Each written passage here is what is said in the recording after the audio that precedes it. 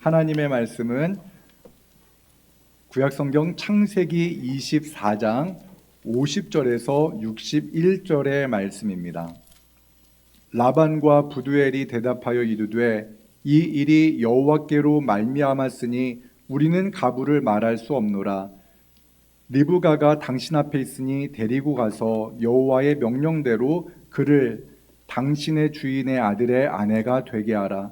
아브라함의 종이 그들의 말을 듣고 땅에 엎드려 여호와께 절하고 은금 패물과 의복을 꺼내어 리브가에게 주고 그의 오라버니와 어머니에게도 보물을 주니라. 이에 그들 곧 종과 동행자들이 먹고 마시고 유숙하고 아침에 일어나서 그가 이르되 나를 보내어 내 주인에게로 돌아가게 하소서. 리브가의 오라버니와 그의 어머니가 이르되 이 아이로 하여금 며칠 또는 열흘을 우리와 함께 머물게 하라. 그 후에 그가 갈 것이니라. 그 사람이 그들에게 이르되 나를 만류하지 마소서. 여호와께서 내게 형통한 길을 주셨으니 나를 보내어 내 주인에게로 돌아가게 하소서. 그들이 이르되 우리가 소녀를 불러 그에게 물으리라 하고 리브가를 불러 그에게 이르되 네가 이 사람과 함께 가려느냐. 그가 대답하되 가겠나이다. 그들이 그 누이 리브가와 그의 유모와 아브라함의 종과 그 동행자들을 보내며 리브가에게 축복하여 이르되 우리 누이여 너는 천만인의 어머니가 될지어다. 내 씨로 그 원수의 성문을 얻게 할지어다. 리브가가 일어나 여자 종들과 함께 낙타를 타고 그 사람을 따라가니 그 종이 리브가를 데리고 가니라. 아멘. 광고 문구 중에 오래전 광고인데도 잊혀지지 않는 광고 문구가 있습니다. 순간의 선택이 10년을 좌우합니다 라는 광고 문구입니다. 이 문구는 1981년 한 가전제품 회사에서 우리 제품을 사면은 10년 동안 고장 걱정 없이 스트레스 받지 않고 잘 사용하실 겁니다 라는 그런 메시지를 담아서 만든 문구인데, 가전제품 하나를 선택하는 것을 인생의 문제로 끌고 들어온 아주 좋은 문구 같습니다. 우리 인생에서 선택은 매우 중요합니다. 그런데 그러한 선택이 단순히 어떠한 전자제품을 구입하는 그러한 문제가 아니라 내 미래, 내 어떤 중요한 결정의 순간에서 그것을 잘못 선택하면 크나큰 문제를 겪게 됩니다. 그리고 그 중요한 선택을 해야 되는 사람이 만약 국가의 운명을 좌우할 수 있는 왕이라면 그 선택은 더 큰 문제가 될 것입니다. 임진왜란이 있기 전 통신사 사절단으로 일본을 방문했던 황윤길은 일본을 통일한 도요토미 히데요시를 만나고 난 후, 그리고 일본의 여러 정황을 보고 난 후에 분명 일본이 우리나라를 침범할 것이다, 조선을 침범할 것이니 우리는 그 전쟁을 대비해야 됩니다 라고 왕에게 보고를 했습니다. 하지만 그와 함께 통신사 사절단으로 갔던 김성일은 이렇게 말을 합니다. 도요토미 히데요시의 얼굴을 보니 그의 얼굴상이 쥐와 비슷합니다. 그 사람은 절대로 조선을 침범할 수 있는 유인이 못 됩니다 라고 이렇게 왕에게 보고를 했습니다. 당시 조선의 왕 선조는 황윤길의 전쟁을 준비해야 된다라는 말보다는 도요토미 히데요시의 얼굴이 그냥 쥐의 얼굴, 그 관상이 그러하니 우리나라에 침범하지 못할 거야, 우리 조선 땅에는 전쟁이 없을 거야 라는 그러한 바람을 가지고 김성일의 이야기를 선택합니다. 그런데 그 결과가 어떻습니까? 일본은 총 병력 28만 명의 군사를 준비하고 있었습니다. 그리고 선발대 17,000명을 군선 700대에 나누어 태워보내서 부산포에 상륙합니다. 전쟁을 준비하지 못했던 조선의 군사들은 일본의 군대를 막아낼 도리가 없었습니다. 조선왕 선조는 왜군이 부산포에 상륙한 지 보름 만에 나라를 버리고 중국으로 도망하는 상황에 놓일 수밖에 없었습니다. 왕이 잘못된 선택을 하니까 이런 일이 벌어진 것입니다. 여러분들은 지난 한 주간 부모로서 또한 직장에서 어떠한 일을 맡은 사람으로서, 학생으로, 친구로서, 자녀로서 여러분은 무엇을 선택하며 살았습니까? 무슨 선택을 하셨습니까? 왕의 선택이 이렇게 나라에 큰 영향을 미친다면 부모의 선택은 자녀들의 인생에 또한 큰 영향을 줄 수밖에 없었습니다. 또한 성도들의 매일의 삶의 선택은 또한 매우 중요합니다. 성도들의 선택, 하나님을 아버지라고 고백하면서 살아가는 우리 성도들의 선택은 어떠한 영향력을 미칠까요? 엘리야 선지자는 이스라엘 백성들과 또한 오늘을 살아가는 우리 성도들에게 이렇게 선포합니다. 열왕기상 18장 21절의 말씀을 함께 같이 읽겠습니다. 엘리야가 모든 백성에게 가까이 나아가 이르되 너희가 어느 때까지 머뭇머뭇하려느냐? 여호와가 만일 하나님이면 그를 따르고 바알이 만일 하나님이면 그를 따를지니라 하니 백성이 말 한마디도 대답하지 아니하는지라. 아멘. 여기서 말하는 바알은요, 풍요의 신입니다. 창조주 하나님을 따를 것이냐, 풍요의 신 바알을 따를 것이냐 라는 말은 하나님을 인생의 주인으로 섬기며 살 것이냐, 아니면 풍요와 성공을 인생의 목적으로 삼고 살아갈 것이냐라는 것을 지금 질문하고 있는 겁니다. 무엇을 선택할 것이냐? 엘리야는 그 이스라엘 백성들에게 질문을 던졌고 또한 오늘 우리에게 질문을 던지고 있습니다. 여러분들은 지난 한 주 풍요와 성공을 인생의 목적으로 삼았습니까? 아니면 하나님 아버지를 따라 살아가는 자녀된 자의 삶을 인생의 목적으로 살아갔습니까? 우리는 날마다 하나님의 그 놀라우신 은혜를 선택하며 살아야 되는 성도인 줄 믿습니다. 창세기 24장의 말씀은 하나님의 택함 받은 자 아브라함의 아들 이삭이 어떤 과정을 거쳐서 그 아내를 택하게 되었는지를 말하고 있습니다. 리브가의 입장에서 이 말씀을 다시 한번 정리해서 살펴볼까 합니다. 리브가는 여느 때와 같이 이제 뜨거운 태양이 조금 기울어지면은 물을 기르러 우물가로 갔습니다. 그날도 물동이를 들고 물을 기르러 갔습니다.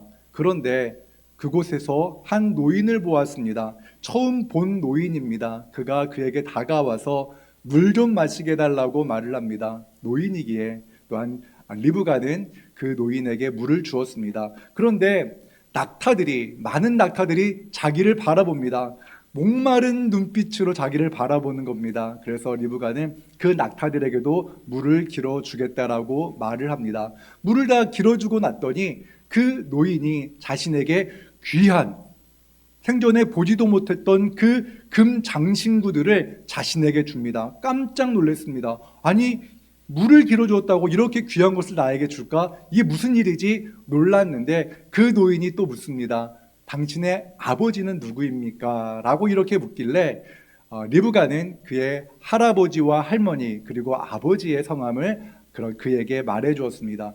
그러자 그가 갑자기 고개를 숙이더니 하나님을 찬양합니다. 깜짝 놀랐습니다. 이게 무슨 상황이지? 리브가는 놀라서 그의 집으로 달려가서 자신이 겪은 일들을 다 이야기를 했습니다. 그러자 그의 오빠가 그 노인과 그 일행들을 다 집으로 데리고 왔습니다. 그리고 그 아브라함의 종, 그 노인이 자신이 가나안 땅에서부터 여기까지 온 모든 이야기들을 하나하나 이야기를 합니다. 리브가는 그 이야기를 들었습니다. 내가 그렇게 특별한 사람이었나? 이 노인이 나를 만나기 위해서 가나안 땅에서 왔단 말이야? 너무나 놀라웠습니다. 그런데 그 이야기를 다 들었던 리브가의 오라버니와 그의 아버지가 이렇게 말을 합니다. 창세기 24장 50절에서 51절 말씀 함께 읽겠습니다. 라반과 부두엘이 대답하여 이르되 이 일이 여호와께로 말미암았으니 우리는 가부를 말할 수 없노라. 리브가가 당신 앞에 있으니 데리고 가서 여호와의 명령대로 그를 당신의 주인의 아들의 아내가 되게 하라. 아멘. 이 자리에 계신 분들 가운데에도 조금 연세가 있으신 분들은 내가 신랑 한 번도 보지 못하고 신부 한 번도 보지 못하고 그렇게 혼인하신 분 계실지 모르겠습니다.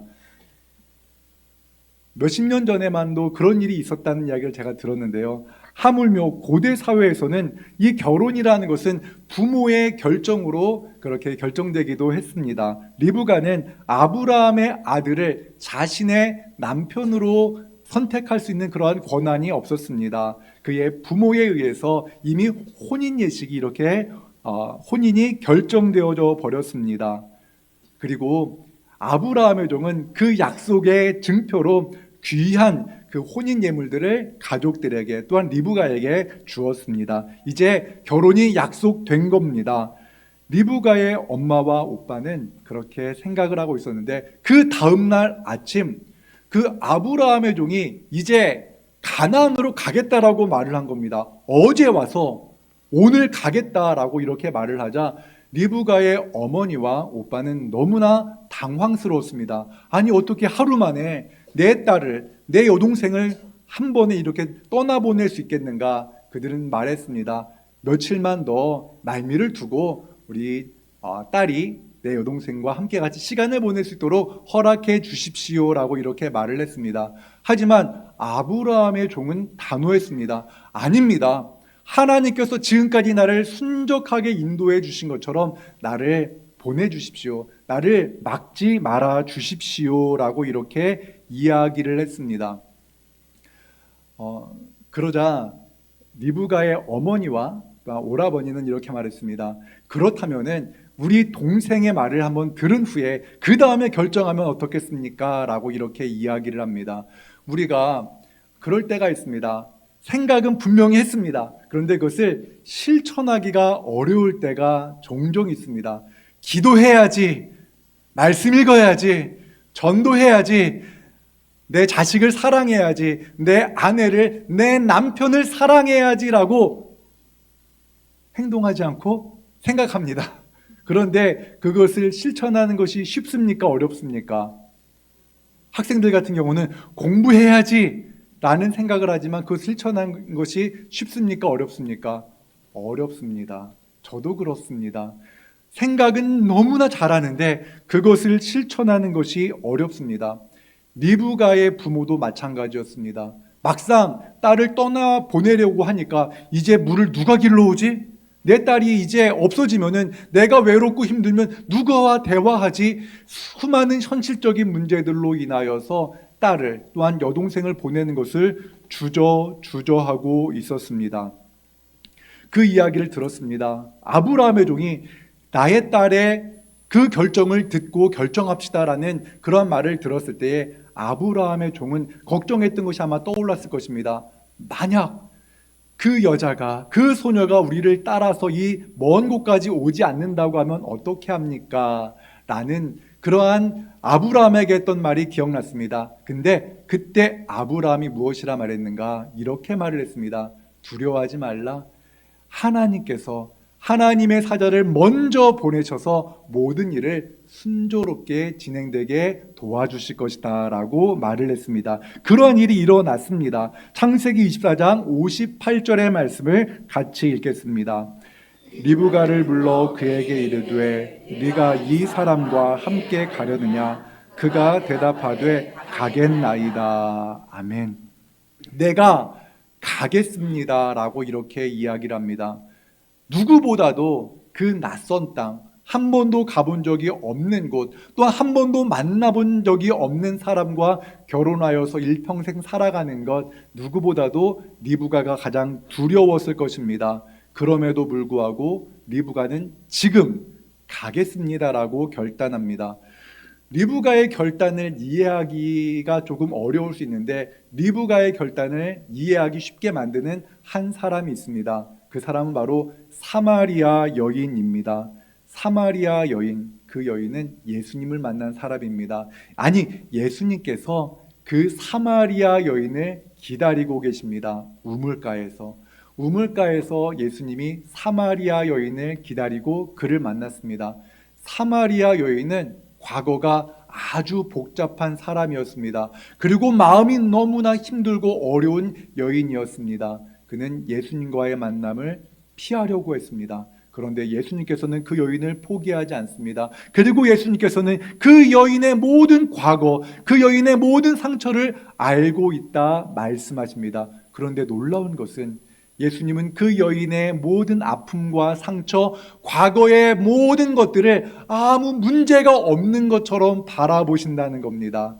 여인은 드디어 이분은 특별한 분이구나라는 것을 알게 됩니다. 그리고 여인은 예수님께서 그리스도라는 것을 믿게 되었습니다. 그리고 그 여인이 예수님을 그리스도로 믿게 되었을 때 그 여인의 과거는 사라졌습니다. 그 여인은 새로운 인생을 살게 되어진 겁니다. 리브가도 마찬가지입니다. 리브가가 우물가에서 아브라함의 종을 만났습니다. 그런데 그것은 단순히 아브라함의 종을 만난 것이 아니라 아브라함의 종이 믿게 된 그 하나님을 만나게 된 것입니다. 하나님께서는 저 멀고도 먼 가나안 땅에서 리브가를 만나기 위해서 아브라함의 종을 보내셨습니다. 하나님께서 나를 택하셔서 저 먼 곳에서 이렇게 많은 사람들이 나 한 사람을 만나기 위해 왔단 말인가? 리브가는 떨렸습니다. 두려웠습니다. 그런데 하나님께서 세상을 이처럼 사랑하사 독생자를 주셨으니 그 말씀과 같이 하나님께서 보잘것없는 한 명의 소녀에 불과한 나를 위해서 이렇게 사람들을 나를 맞이하기 위해서 보내셨다라는 그 사실에 그는 감격할 수밖에 없었던 것입니다. 그리고 리브가는 생각했습니다. 하나님이 나를 택하셨고 하나님이 나를 향한 계획을 갖고 계시는구나. 그렇다면 나는 무엇을 해야 될까라는 그러한 생각을 하며 그는 아마도 밤을 새웠던 것 같습니다. 그리고 리브가는 가겠습니다.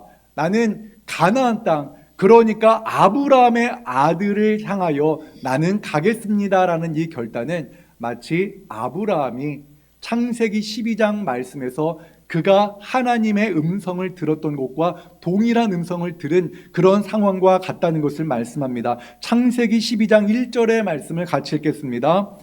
여호와께서 아브라함에게 이르시되 너는 너의 고향과 친척과 아버지의 집을 떠나 내가 내게 보여줄 땅으로 가라. 아멘.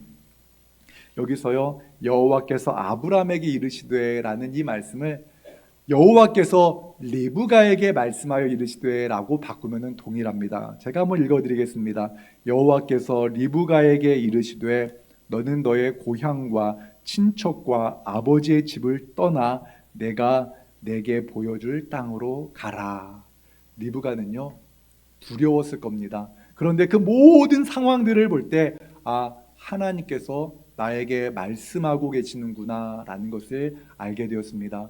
하나님께서 나를 특별한 존재로 세워주셨구나 라는 것을 믿고 그는 내가 가겠습니다 라고 이렇게 고백을 합니다. 그리고 그가 가겠습니다, 내가 지금 아브라함의 종과 함께 가겠습니다라고 결단했을 때 리브가는 이러한 하나님의 음성을 그의 오라버니와 어머니를 통해서 듣게 됩니다. 창세기 24장 60절의 말씀을 함께 같이 읽겠습니다. 리브가에게 축복하여 이르되 우리 누이여 너는 천만인의 어머니가 될지어다. 내 씨로 그 원수의 성문을 얻게 할지어다. 아멘. 우리가 하나님께서 나를 이렇게 특별한 존재로 세우셨습니까? 너무 감사합니다. 이렇게 고백할 때 하나님은 우리에게 말씀하십니다. 너는 천만인의 어머니가 될 것이고 너의 후손을 통하여 원수의 성문을 얻게 될 것이다 라고 우리에게 말씀하십니다. 이것이 바로 하나님께서 우리에게 하시는 약속입니다. 우리는 때때로 나같이 보잘것없는 사람이라는 생각을 하면서 살아갈 때가 많습니다. 그런데 그러한 연약해진 그 삶의 자리에 우리 주님 찾아오십니다. 우리의 일상의 삶의 자리에 우리 주님 찾아오셔서 말씀하십니다. 그리고 너는 존귀한 자다라고 우리에게 말씀하십니다. 너는 내가 택한 아들이다. 너는 내가 택한 딸이다라고 말씀하십니다. 리브가가 그냥 일상생활 속에서 물을 기르러 갔다가 그 아브라함의 종을 통하여 하나님이 나를 향한 특별한 계획을 갖고 계시다라는 것을 믿고 그가 하나님을 택하였던 것처럼 우리의 삶에도 그러한 하나님을 택하고 하나님께 나아가는 은혜가 있기를 축원합니다. 하나님은 우리와의 만남을 계획하십니다. 하나님은 모든 것을 분명하게 계획하시고 행하시는 분이심을 믿으시기 바랍니다. 우리가 하나님을 만나는 때는 하나님의 계획 속에 분명히 정해져 있는 시간입니다. 그것이 친구들과의 만남일 수도 있고 오늘 예배의 자리일 수도 있습니다. 어찌 보면 여러분의 인생 속에서, 아니 예배 전에 여러분의 마음이 낙심해 있었고 슬퍼하였고 참 힘들고 어려운 가운데 이 자리까지 나왔을지도 모릅니다. 그런데 우리 주님께서 우리에게 말씀하십니다. 너는 너무나 소중하단다.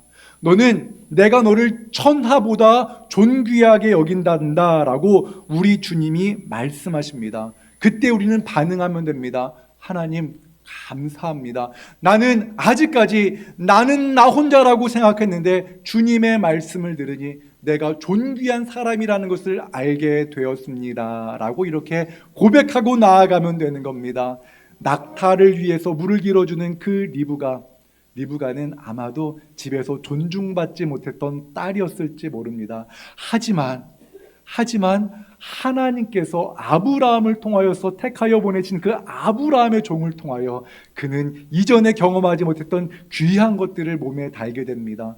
그 하나님의 택하신 그 손길을 경험하게 됩니다. 지금 우리 자리 옆에 앉아있는 그 성도님이 너무나 존귀한 분이라는 것을 여러분 기억하시고 이 시간 옆에 있는 분에게 이렇게 말씀해 주시기 바랍니다. 당신은 천하보다 귀한 분입니다. 말씀해 주시기 바랍니다. 당신은 천하보다 귀한 분이십니다. 천하보다 귀한 분이라는 이 사실을 마음속에 꼭 담고 살아가시기를 원합니다. 신앙생활 하다 보면요, 목회를 하다 보면은 선택의 중요성을 참 많이 느낍니다. 목사인 저도 선택이 얼마나 중요한가, 목사인 제가 선택하는 것에 따라서 무엇을 선택하느냐에 따라서 우리 진지동 교회가 바른 길을 갈 수도 있고 그릇된 길을 갈 수도 있습니다. 그래서 두렵습니다. 그래서 다시 한번 결단합니다. 힘들고 어려울 때 다시 한번 나는 하나님을 택하겠노라, 내 생각이 아니라 하나님 아버지를 택하겠노라 결단할 수밖에 없습니다. 우리 모두가 일상생활 속에서 무엇을 택할까, 이것을 택할까, 저것을 택할 것이 아니라 우리 하나님 아버지의 그 말씀, 하나님께서 나를 존귀하게 여기신다는 그 말씀을 택하는 우리 모두가 되기를 원합니다.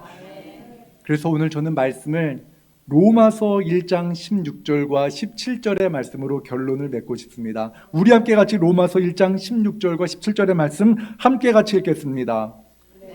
복음을 부끄러워하지 아니하노니 이 복음은 모든 믿는 자에게 구원을 주시는 하나님의 능력이 됨이라. 먼저는 유대인에게요 그리고 헬라인에게로다. 복음에는 하나님의 의가 나타나서 믿음으로 믿음에 이르게 하나니 기록된 바 오직 의인은 믿음으로 말미암아 살리라 함과 같으니라. 아멘. 복음에는 하나님의 능력이 나타나서 유대인뿐만 아니라 헬라인에게도 동일하게 역사합니다. 하나님은 아브라함을 통하여 일하셨으나 또한 리브가를 통하여 일하시는 분이십니다. 하나님은 목사를 통하여 일하시고 또한 우리 성도들을 통하여 일하십니다. 우리 하나님은 우리 어린이들을 통하여 일하시는 분이라는 것을 믿으시기 바랍니다. 하나님께서는 우리에게 복음의 말씀을 주십니다. 그 복음이 무엇입니까? 하나님이 나같이 연약하고 부족하고 허물 많은 나를 위해서 독생자 예수 그리스도를 이 땅에 보내셨다는 겁니다. 나 같은 보잘것없는 사람을 위해서 하나님께서 그 놀라운 은혜를 베풀어 주셨는데 그 이유가 무엇입니까? 우리를 자녀 삼기 위함입니다. 우리에게 내가 너를 사랑한다 말씀해 주시기 위해서 독생자 예수 그리스도를 보내주셨습니다. 이 사실을 우리가 믿고 모든 상황 속에서 하나님 바라며 나아가는 우리 모두가 되기를 주님 이름으로 축원합니다. 사랑과 은혜 하나님, 우린 너무나 연약함에도 불구하고 우리를 위해서 하나님께서 독생자 예수 그리스도를 보내주심으로 우리를 구원해 주시고 우리를 하나님의 자녀로 삼아 주심에 감사를 드립니다. 하나님, 우리가 때때로 죄악 앞에서 하나님의 뜻이 분명함에도 불구하고 머뭇거릴 때가 있습니다. 그것이 분명히 하나님의 뜻이 아니라면 단호하게 하나님 그 죄를 끊어낼 수 있도록 우리에게 믿음의 결단을 허락하여 주시옵소서. 그리고 하나님, 그것이 하나님의 뜻이라면 주저하지 않게 하시고 하나님의 그 은혜로 그 일을 감당할 수 있는 믿음을 더하여 주시고 발걸음을 내딛는 결단도 허락하여 주시옵소서. 하나님, 모든 상황 속에서 우리가 하나님을 선택하게 하여 주옵소서. 하나님의 뜻을 발견하여서 하나님의 분명한 기준에 따라서 살아가는 우리 모두가 되게 하여 주시옵소서. 그리하여서 어리석은 왕처럼, 어리석은 이스라엘 백성처럼 머뭇거리지 아니하고 하나님의 뜻 따라 살아가는 우리 모두가 되게 하여 주시옵소서. 예수님 이름으로 기도하옵나이다. 아멘.